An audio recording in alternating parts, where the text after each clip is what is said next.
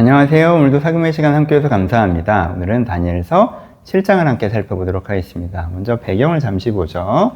벨사살 원년에 하나님께서 다니엘에게 보여주는 환상을 다니엘이 지금 기록하고 있죠. 여기서 굉장히 중요한 부분은 뭐냐면요. 다니엘의 사역 대상이 바뀌었다는 거예요. 이제까지 다니엘의 사역 대상은 누구였습니까? 바벨론이었죠. 총리라는 높은 단위에 서서 왕과 바벨론에게 하나님을 전하는 것이 다니엘의 사역이었습니다. 근데 벨사살 원년부터 하나님께서 다니엘을 새롭게 부르시죠. 사역 대상을 바꾸세요. 누구예요? 2세대, 다음 세대의 유대인들을 향해서 사역하게 하세요. 그래서 8장부터는요, 히브리어로 기록됩니다. 이전까지는 아람어로 기록되어 있었거든요. 히브리어로 기록돼요. 그러니까 사역 대상이 이제 변화되는 거죠. 그래서 다니엘의 환상이라고 하는 것이 2세대 유대인들과 다음 세대 유대인, 특별히 400년 뒤의 유대인들, 그 이후의 유대인들까지 마음에 품고 살아가야 되는 핵심적인 메시지로서 그들한테 이제 이 환상을 전달하고 있는 거예요. 여러분, 에스겔을 떠올려 보시면 쉽게 이해가 되실 거예요. 에스겔의 성전 환상은 누구를 대상으로 하고 있어요? 70년 동안 바벨론 포로기에 있는 사람들을 기본적으로 대상으로 하고 있죠. 그렇죠? 그들이 다 이 환상을 기억했어야 됐습니다. 성전이 없지만 우리 마음의 성전, 에스겔 성전을 기억하는 거죠. 그리고 그 이후에 수백 년 동안 디아스포라로 흩어져 있는 유대인들이 다 기억해야 되는 환상이죠. 그러니까 에스겔은 자기 동시대 유대인들 뿐만 아니라 70년 동안의 유대인들, 그리고 성전 없는 땅에서 살아갈 수백 년 동안의 유대인들을 향하여서 이 사역을 하고 있는 거죠. 다니엘도 마찬가지인 거예요. 그 유대인들이 모두 마음에 기억해야 되는 그 환상을 그들 가운데 전달하고 있는 것입니다. 이것을 이해하고 읽으시면 이 본문의 핵심적인 메시지를 잘 마음에 품으실 수 있다라고 생각합니다. 본문을 살펴보죠. 크게 세 단락으로 나눠집니다. 첫 번째 단락은 네 짐승의 환상이 나오고 있죠. 여러분, 그 환상의 디테일하고 구체적인 부분들이 있는데 조금 더 간단하게 넘어갈게요. 핵심적인 내용만. 첫 번째는 사자가 있고요. 독수리의 날개와 사람의 마음을 가졌다고 하죠. 곰이 있습니다. 입에 문 갈빗대가 있다고 하고요. 세 번째는 표범, 네 날개와 네 머리를 갖고 있고요. 네 번째 짐승은 어떤 동물로 정확하게 표현하지 않고 다른 모든 일과 다르다라고 하면서 강철의 일을 가지고 있다라고 하시죠. 그래서 네 번째 짐승 중에 특별히 작은 뿔에 대해서 강조하십니다. 10뿔이 있고 그 다음에 작은 뿔이 있는데 이 뿔은 사람의 눈과 큰 입을 가졌다라고 얘기합니다. 사람의 눈과 큰 입은요, 속이는 힘을 상징해요. 사람의 눈은 통찰력이고요. 큰 입은 그것을 사람들한테 전달해서 설득해내는 거거든요. 그래서 영민하게 봐서 사람들의 생각을 가져가고 훔쳐가는 이게 사람의 눈과 큰 입인데 속이는 힘을 가진 작은 뿔에 대해서 이야기하고 계십니다. 해석이 뒤에 있지만 같이 하고 넘어가죠. 그래서 역사적으로 우리는 후대이기 때문에 이건 뭘 얘기하고 있다는 거예요? 첫 번째 사자는 바벨론을 상징하고요. 그 다음에 곰은 페르시아를 상징하고요. 표범은 알렉산더 제국을 상징하죠. 네 날개, 네 머리라고 하는 건 제국을 만들었지만 네 나라로 딱 쪼개지죠. 그리고 네 번째 짐승, 이제까지와 다른 짐승은 셀류코스 왕조를 상징하고요. 그리고 작은 뿔은 에피파네스라는 왕을 상징하고 있습니다. 지금 뭘 얘기를 하고 있는 거예요? 이 유대인들에게 너희가 앞으로도 계속 제국 아래서 살아가게 될 거야 라는 얘기를 하고 계시는 거죠. 그렇죠? 너희가 지금 바벨론이 흔들리는 상황이잖아요. 느부갓네살 왕조가 실제는 사라진 거고 느부갓네살과 혈연 관계가 없는 다른 사람이 등장했는데 그것도 뭐 공동통치 이렇게 하고 나라가 좀 엉망이란 말이에요. 그러면 사람들이 이 바벨론이 망하면 우리가 전처럼 잘 되는 건가?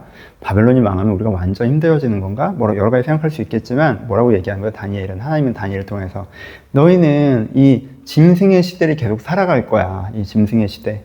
이 짐승이 사자로 바뀌고 곰으로 바뀌고 표범으로 바뀌고 또 다른 짐승으로 바뀌긴 하지만 기본적으로는 네가 이 세상 속에서 살아갈 거야. 짐승의 시대로.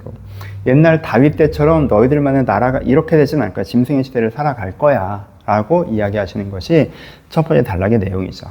안 중요한 얘기 잠깐 하고 가면 네 번째 짐승에 대한, 이거 되게 안 중요한 얘기인데 재미없어 하시는 분들 재미없겠죠. 잠깐만 할게요.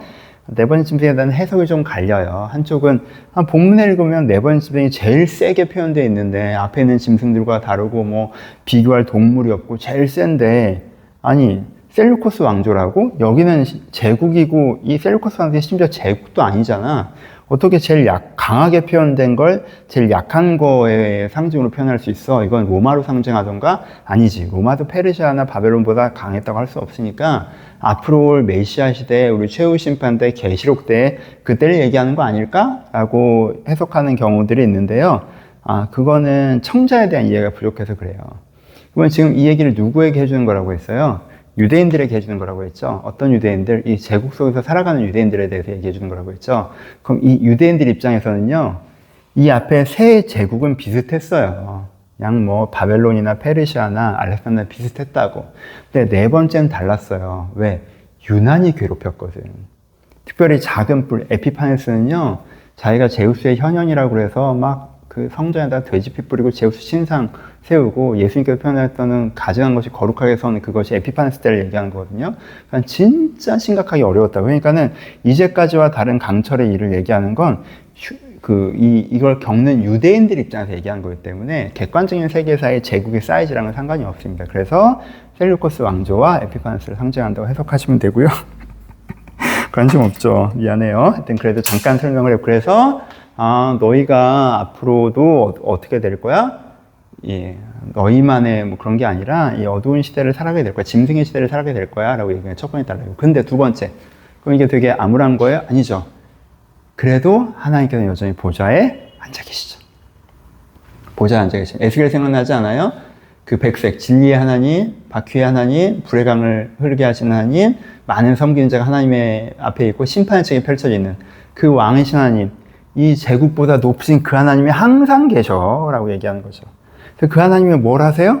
그 하나님이 짐승을 죽이고 가두세요, 결국에. 그리고 구름 타고 오시는 인자가 세우시는 하나님의 나라가 우리한테 이루어집니다. 우리가 짐승의 시대를 살고 있지만 인자의 날을 만날 거예요. 그렇죠? 이거는 길게 보면 예수님을 얘기하는 거기도 하지만 기본적으로 우리 그 과정성 속에서도 계속 겪는 거죠. 그렇죠? 인자의 날을 만나는 게 무엇입니까? 이게 다니엘서도 계속 나왔던 얘기잖아요. 다니엘의 얘기를, 앞에 있는 다니엘의 얘기들도요, 경험들도, 그래서 사실은 유대인들에게 저는 메시지가 되는 거죠. 이 풀무불이 뭐예요? 풀무불이 짐승의 시대를 사는 거죠. 그렇죠?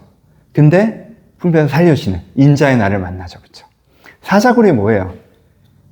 이 짐승의 시대를 사는 거잖아요. 근데 그 굴 속에 또 인자의 날을 만나죠. 이게 이제 핵심적인 메시지예요. 다니엘이 그 유대인들, 그 다음 세대 유대인들에게 전하는 것. 그들이 계속 제국 속에서 살아가게 되죠. 세상 속에서 살아갑니다. 그러니까는 너무 낙관을 가지면 안 돼요. 하나님께서 오셔서 모든 걸 해결하고 막 우리는 우리만의 뭐 다윗 시대처럼 그건 아니에요. 우리 가운데 그건 낙관이에요. 우리 가운데 세상 속에 짐승의 시대를 살아가는 안타까움이 있어요. 하지만 거기서 하나님께서 인자의 날을 만나 계시죠. 하나님께서 여전히 하나님이셔서 하나님의 뜻을 이루어 가세요. 그러니까 너희가 앞으로 있는 유대인들에게 항상 이 환상이 지켜져야, 마음속에 담겨져야 되는 거예요. 에스겔 성전처럼. 그래, 내가 너무 낙관적이어도 안 돼. 우리는 여전히 짐승의 시대를 살아가니까. 하지만 우리가 비관적인 필요는 없어. 보좌에 하나님이 앉아 계시니. 그러니까 다니엘처럼 이 시대에 너무 실망하거나 압도되지 말고 그 시대를 너무 하나님이 바라보면서 어려움을 이상하게 생각하지 말고 그 어려움 속에서도 지금 내 눈에 하나님이 안 보시는 현실 속에서 주님 붙잡고 살아가면 되는 거야. 이 메시지가 담기는 환상을 이 유대인들과 그 다음 세대 유대인들에게 전파하고 있는 거예요, 다니엘이. 그렇죠? 그렇죠? 설명을 다 했어요. 그래서 세 번째 이제 환상의 해석이 나오고 있죠. 그래서 해석도 얘기해 주죠. 이것은 여기 앞에 있는 내 왕과 하나님 나라에 대한 얘기다라고 하면서 작은 뿔에 대한 얘기를 길게 하고 계십니다. 그래서 이 설교는 사실은 에피파네스 시대에 어려움을 당한 유대인들에게 좀 포커싱하고 있는 부분을 써요, 다니엘의 설교는. 그래서 그 작은 뿔이 성도들과 싸워서 이기는데 성도를 괴롭게 할 거야. 그리고 이것들 다 고치려고 할 거야, 신앙을 고치려고 할 거야. 하지만 하나님께 원한을 풀어주고 나라를 세우셔라고 하면서 이때에 대한 이야기를 하는 부분들이 있습니다. 근데 이게 단지 에피파네스 시대에 대한 얘기예요? 아니죠. 에스겔 성전의 환상이 단지 포로 끌려온 그때만을 얘기한 것처럼 모든 세대 유대인들에게 해당되는 것처럼 이 얘기도 사실 다니엘 본인 얘기일 수도 있잖아요. 어떤 면에서 이거 말씀으로 보면, 그렇죠? 그 순간에는 다리오와 그렇게 했던 것들이 그 작은 뿔의 역할이었고, 푸른 뿔 때도 마찬가지고, 그렇죠? 그러니까 우리 가운데 이런 정말 성도를 괴롭게 하고, 하나님의 뜻이 없는 것처럼 보이게 하는 시점을 우리가 맞이하지만, 하나님께서 결국은 원한을 풀어주고 세우신다라는 이야기를 하고 있습니다. 그래서 다니엘 환상 자체가 세상 속에서 살아가는 모든 그리스도인들이 마음에 품어야 되는 환상인 거죠. 모든 게 잘 될 것처럼 낙관할 건 좋은 생각이 아니에요. 우리는 세상 속에 짐승의 시대를 살아가니까. 하지만 눈을 들어 보좌에 계신 하나님을 바라봐야 되죠. 그래서 세상 따라가는 거 아니라 주 뜻대로 딱 붙잡을 때 이 어려운 시대에서도 하나님과 함께 하나님이 이루어진다라고 얘기하는 것이 오늘 7장의 핵심적인 메시지입니다. 그래서 희망이 멀리 보이지만 분명히 희망이 있고 짐승의 시대를 살아가지만 인자의 날이 온다는 거죠. 그래서 어두운 시대에도 여전히 하나님을 바라보는 게 중요하다라는 것이 오늘 핵심적인 메시지입니다. 그래서 여러분들이 혹시 지금 상황들에 대해서 좀 너무 낙관적으로 생각했다가 그렇지 않은 거에 실망하고 그러지 마시고, 너무 비관적으로 하지 마시고, 이 두 가지, 이 모순적인 거, 상황이 비관적이지만 하나님이 여전하시다, 이 뷰를 가지고 그 하나님한테 집중하시면서, 상황에 집중하지 말고 한테 집중하시면서 걸어가는 것이 필요하다라는 부분들을 함께 나눠봅니다. 개인적인 큐티를 하나 더 얘기를 하면, 저는 사실 28절을 되게 좋아해요. 다니엘이 번민하는데 그 번민을 마음에 간직하거든요. 그쵸? 그리고 이게 이제 환상의 시작이잖아요. 근데 환상의 끝에 이제 12장에 가면 다니엘이 이제는 전하죠. 그럼 이 시대를 어떻게 살아갈 것이냐 할 때, 많은 사람들이 돌아오게 하는 자들은 별과 같이 빛날 것이다 라고 이 시대를 어떻게 살아가는 메시지를 전하는 부분이 나와서, 이 흐름을 쭉 보면, 이건 좀 개인적인 얘기지만, 이게 뭔가 번민하는 걸 마음에 딱 품고 오래오래 번민해서 다니엘의 정답을 찾아가는 그 정서가 여기 좀 담겨져 있습니다. 이것들 좀 함께 나누고 싶어요. 여러분, 그 번민이 찾아오시잖아요. 그러면요, 그걸 너무 몰라 하고 외면하지 마시고, 너무 실망하지도 마시고, 좋게 생각하지도 마시고, 그 고민을 마음에 잘 품으시면 좋을 것 같아요. 고민을 마음에 잘 품고 이걸 잘 이렇게 가꾸어 가면요, 그래서 좋은 답이 나옵니다. 그 답을 또 소중하게 우리가 품고 가면 되는 거예요. 그러니까 오늘 여러분들 걱정거리 있으시잖아요. 걱정거리를 두려워하지 마시고, 외면하지 마시고, 이 걱정거리 속에 하나님께서 주시는 응답이 있을 거예요. 하나님께서 주시는 해법이 있을 거고, 하나님께서 주시는 소망이 담겨 있을 것입니다. 그러니까 그 번민을 마음속에 여러분들 깊이 품으시면서 그 안에 담겨있는 하나님의 씨앗도 함께 발견해 가셨으면 좋겠습니다.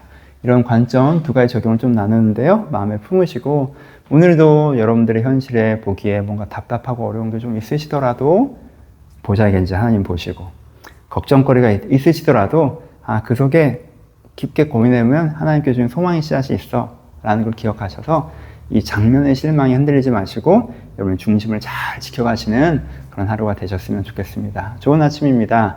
하나님 앞에서 좋은 하루를 살았다라고 칭찬받는 하루 사시고 하루를 마무리하실 수 있었으면 좋겠습니다. 감사합니다.